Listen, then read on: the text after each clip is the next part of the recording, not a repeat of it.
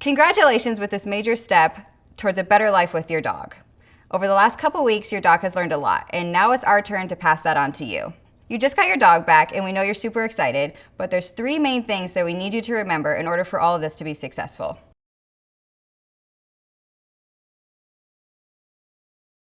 The first thing is this is the beginning of your journey. Your dog has made a huge leap forward in their training. However, without your continued structure and support, they will fall back into old habits. The second thing is there's a learning curve. It will take time for you to get comfortable with the new commands and how to communicate with your dog. So the first 2 weeks after this board and train are crucial. And the third thing, consistency is key. Your dog will assume the rules are the same as when they left. So in order for all of this to be successful, you as their leader need to be consistent with the structure we have implemented. We are here to help you understand everything and communicate with your dog in a brand new way. Please use these videos as a resource to refer back to, and don't hesitate to reach out with any questions.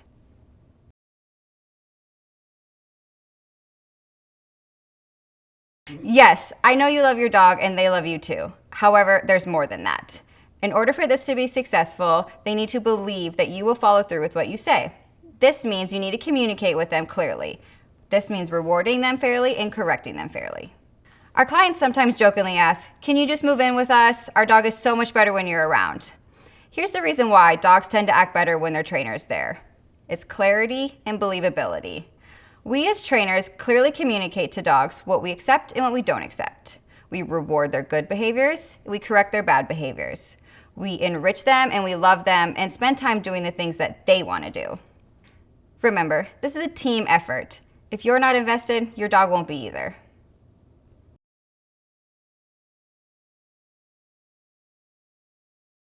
Now let's talk about communication. We're going to teach you to communicate with your dog in 2 main ways, verbally and physically. The way you're going to communicate with your dog verbally is through the commands you use, your tone of voice, and your marker words. The way you're going to communicate with your dog physically is through your spatial pressure, your body language, and your training equipment. We train them to use these communication methods. It's up to you to communicate in the same language that we have taught them. If you do not use these communication methods, your training will fail.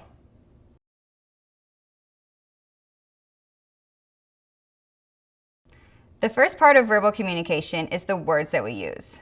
The words we use and how we say them are vital for your communication with your dog. Here are the commands your dog knows. Sit. Sit your tush on the ground and stay. Down. Lay your elbows and belly on the ground and stay. Come. Ditch whatever you're doing and come to me within arm's reach. Place. Go get on that object and stay. Heel. Start walking with me. Turn when I turn and stop with me. No pulling or lagging behind. Leave it. Disengage and back away from whatever you're interested in. Drop it or out. Let go and disengage from whatever is in your mouth. Off. Get off the furniture or object and put both your feet on the floor. And free or break. You're free to stop whatever you're doing and go be a dog. The next part of verbal communication are marker words. Marker words are sounds or words that capture the exact moment your dog does something right or wrong. For example, when teaching sit, you say sit, and when your dog's butt hits the ground, you mark good and then give them a treat. Marker words help owners too. They enable you to give a reward or a consequence after the behavior happens because your dog knows exactly what they're getting rewarded or corrected for. Here are the marker words your dog knows. Good. Marks passive behavior like staying on place or walking in heel. Yes. Marks movement, something super exciting, usually like recall. Nope or marks an incorrect guess. There's no consequence and it shouldn't discourage your dog from trying something new. And no, something you never want to see again. It's followed by a correction such as a leash pop or a tap on the e-collar.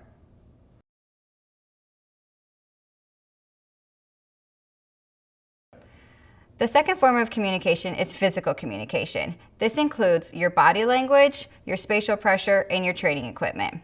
We'll talk about body language and spatial pressure when we work with our commands. For now, we're going to talk about our tools.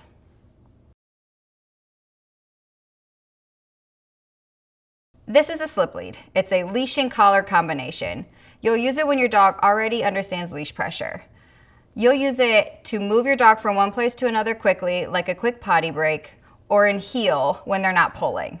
You won't use it when you're tethering and leaving your dog somewhere, or if they pull constantly on a walk. This is a Herm Springer prong collar. Some people may think it's intimidating, but it's just the way that it looks. I encourage my owners to put it on their arm, give it a little tug, feel the rounded edges, and see the trachea plate, which protects your dog's throat. When it's used correctly, it can be one of the most invaluable tools to dog owners. When it's used incorrectly, like anything, it can hurt your dog. This is a traffic lead. It is a shortened leash or a leash handle that you can attach to your dog's collar and they can wear around the house. You'll use this for your obedience commands inside. This is a long line. You can buy a long line or you can make one with paracord. You'll use this when playing with your dog or working on recall outside.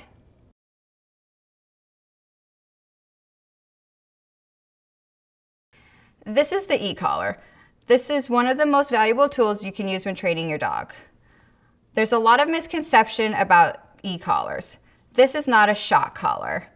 This is a high-end medical grade TENS unit, similar to what you would use at the chiropractor or in physical therapy. We use the e-collar for your dog's known obedience commands and as a correction for their bad behaviors. We recommend that your dog wear it from first thing in the morning, all throughout the day, and you take it off at night and charge it like your cell phone. The more that you use it now in the beginning, the sooner you can wean off of it in the future. I'm going to walk you through how to use the Mini Educator, which is the remote that we mostly use. To start, you need to turn it on. There's 3 steps in turning it on. The first step is turning on your remote. In order to do that, you have to find the big on-off button on the back. It will say on-off light, and it has an L on it. You'll put your finger on that, press it down, and your light on the screen will turn on. The second step is turning on your collar. In order to turn on your collar, you have to find the red dot on the collar and the red dot on the remote. They have to pair. When they pair, the green light on your collar will flash. Let's put them together. Like that. If you hold it for too long, it will continue flashing, or it will unpair and will turn red. The third step is testing your collar. In order to test your collar, you will find the T button on the right side of the collar. This is your vibration button. You'll just hit that and make sure your collar is on. If your collar is accidentally unpaired and you hit the T button, it won't work. It's important to make sure that your e-collar is paired correctly and you test it every day before it goes on your dog. I still do it every day when it goes on my own dog. When you first start using your e-collar, you're going to want to practice holding it in your hand and twisting the dial. If you hold it in your right hand, you can use your middle finger on the red button and use your pointer and your thumb to twist the dial up and down. The buttons that you'll need to use: the red button is your continuous button. That will activate your e-collar. When you press and hold it, it will hold for up to 10 seconds, or you can tap it as well. The button right above it is the momentary button. It just does a quick tap no matter how long you hold it. We don't really use this button, so you can ignore it or put a piece of tape over it, but just forget about it. The third button is your test button. That's your T on the other side. That's your vibration button. When you press it, you can tap it or you can hold it and the collar will vibrate.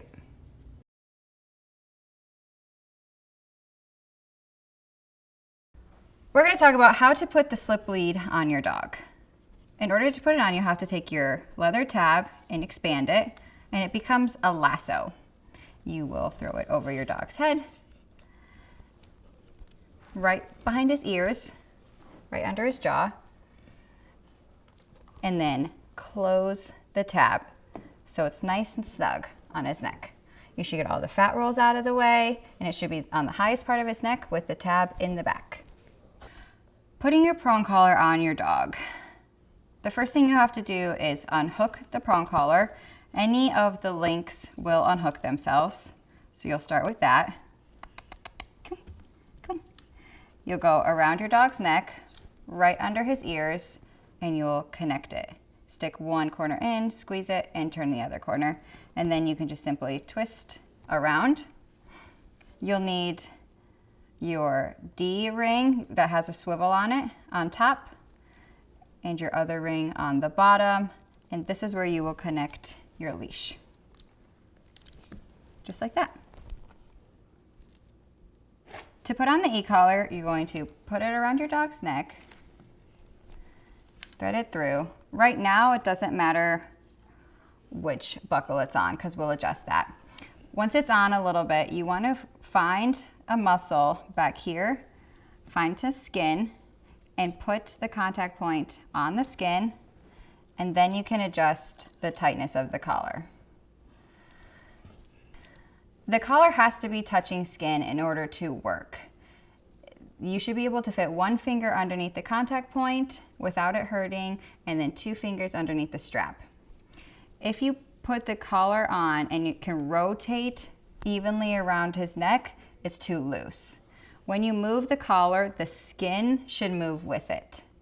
If it's too tight, he'll get pressure sores. So if you're worried about it, you can just switch sides of his neck throughout the day, but make sure it's on nice and snug.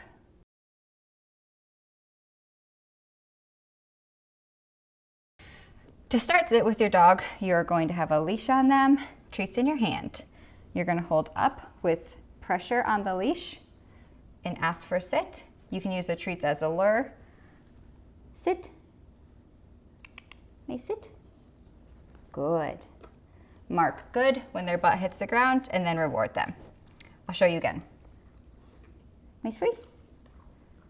Sit. Good. And they should stay there until you release them with the word free or break. Free. To work on down with your dog, you're going to have your treats and your leash. You're going to apply pressure and use your treats as a lure into the down position. So you'll say down. Good. When his belly and his elbows lay flat on the ground, you'll mark good and then reward. He should stay there until you say free and release him. If your dog is on a piece of furniture and you want them to get off, all you have to do is go up to them, say off, and use your traffic lead and start giving little pops until they get off. Off. Good. Mark good when they hit the ground. If your dog has been conditioned to the e-collar, this is how you can use it to get him off of a piece of furniture. You're going to use the red button on the side, and you're going to start tapping as soon as you say the command. So I'll go maze off, tap, tap, tap, tap, tap, and keep tapping until they get off. Good. Place is anywhere that's elevated. It can be a cot, it can be a couch, it can be a park bench. It's anywhere that your dog can go and stay there. Place is really good while you're cooking dinner, while you're eating dinner, when your guests come over, or if you just need away time from your dog. There are 2 phases of teaching place. The first phase is how you're going to send your dog to place. So you're going to practice sending them to different areas of your house. You'll use your food, your body language, and you'll just say, place. You'll mark good when they sit or when they go into a down, and then you'll reward them. And then release with the word free. And start over. Stanley, place. Good. Free. You'll do that over and over through different areas of your house to practice sending them from the front door, from the kitchen, anywhere that you want to be able to send them to place. The second phase of place is getting your dog to stay there. You're going to use your body language here and spatial pressure, as well as your correctional system, your slip lead, your traffic lead, or your e-collar. First, you'll start with the first phase, which is getting them there, place. And then you'll just say the word place. It means stay, so you don't have to say stay. And you'll just say place. And you'll start moving away and going right back to them. Good. And reward. You want to practice what we call the 3 Ds. Distance, duration, and distractions. Your distance is how far away from your dog you can get. Duration is how long they can stay there. And the distractions are the real everyday things that happen. The doorbell ringing, food dropping on the ground, toys rolling around. These are all things that you're going to have to practice to set your dog up for success. Place. Practice dropping food. And I'll use my body language to catch him. Place. Traffic lead to get him back. Good. Place. Good. Place.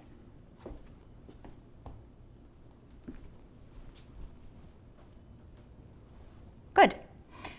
When you're ready to let them off, you'll just say their release word, free, and he can go. If your dog's been conditioned to the e-collar for place, this is how you'll use it. Free. As soon as you say place, you're going to hold your red button, and it's going to be almost like floor is lava. So the stimulation will stay on until he gets all the way onto place, and then you'll release the button. So I'll hold it up so you can see the light, and we'll go Stanley place, and it's off. And you go free, free, come on. Good. Stanley place, and it's off. To keep him there, you're going to go back to the floor is lava analogy, and anytime he gets off of place without being released with his word free or break, you'll put the collar back on. So for example, we'll go and use your body language to move him back to place. Good. We'll do that again. So we'll go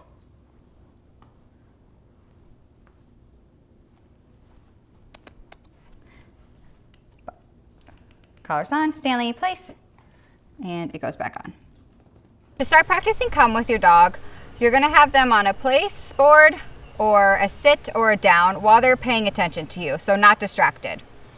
You'll have a long line if you need it and treats. You'll say their name and then say the word come. As they start getting closer to you, use your treats like a lure in a J motion so they can come right over to you and sit in front. Sally, come. Good. Mark good when they sit, and then release them with free. The second way that you're going to practice come is when your dog's more distracted. The best way I can do it by myself is to toss a treat. When she eats it, I'll say, Sally, come. Good. And then free, free. Come here. Free. Sally, come. Good. Free. Sally, come. Good. If you're using your e-collar with come, the way you're going to use it is you're going to hold down the red button as soon as you say their name and come. You'll release the button as they turn around and commit to running towards you. It will look like this. Free. Sally, come. Off. Good. Just like that. Free. Sally, come. And keep turning it up until she responds. Sally, come. Good. When you're ready to start heeling your dog, you're going to have them sit next to you on your left-hand side. Have your arms nice and relaxed, palms facing towards you. Grab the leash right here. Make sure you lock your hand so it doesn't slide out of your hand. You're going to say their name, start walking. If they start to pull ahead or off to the side, you're just going to give a pressure and release type correction in the way you want them to go. So she's pulling ahead, I'll go like this. If she's to the side, I'll go like that. If you have constant pressure, they're going to keep pulling against it and it's going to hurt them. So you need to make sure you do a pressure and release motion. Fern, heel. When you stop, ask for sit. Good. And reward them. Now I want to show you how to make turns in heel. We'll start with the right hand turn. I'm gonna start walking with Fern, and she's gonna pull ahead of me. When she pulls ahead, I'm gonna stop and pivot 180 degrees to my right. When she gets out of position, I'm gonna give a pop and release correction, and then I'm gonna talk to her and coax her to come back up with me. Fern, heel. Come on. Pop, good, yes, good job. Pop, good, come on. Pop, good job. Sit, good. Yes, good job. Next, I'm going to show you how to make left-hand turns in heel. I'm going to start walking in heel, and when I'm ready to make my left-hand turn, I might apply a little pressure and use my leg to go right in front of her, and then release the pressure when she's in position. Fern, heel. Pressure, turn, and then release. Fern, heel. Good. Heel. Pressure, turn. Good, Fern. Sit. Good. If your dog's doing off leash, you use your e-collar the same way that you would use your prong collar or your slip lead to keep them in position. Instead of correcting with your leash in their position, you're going to correct with your e-collar. I'm going to say tap when I'm going to tap her in position. Fern, heel. Tap, tap, tap, tap. Good job. Tap, tap, tap, tap, tap. Tap, tap, tap, tap, tap, tap, tap.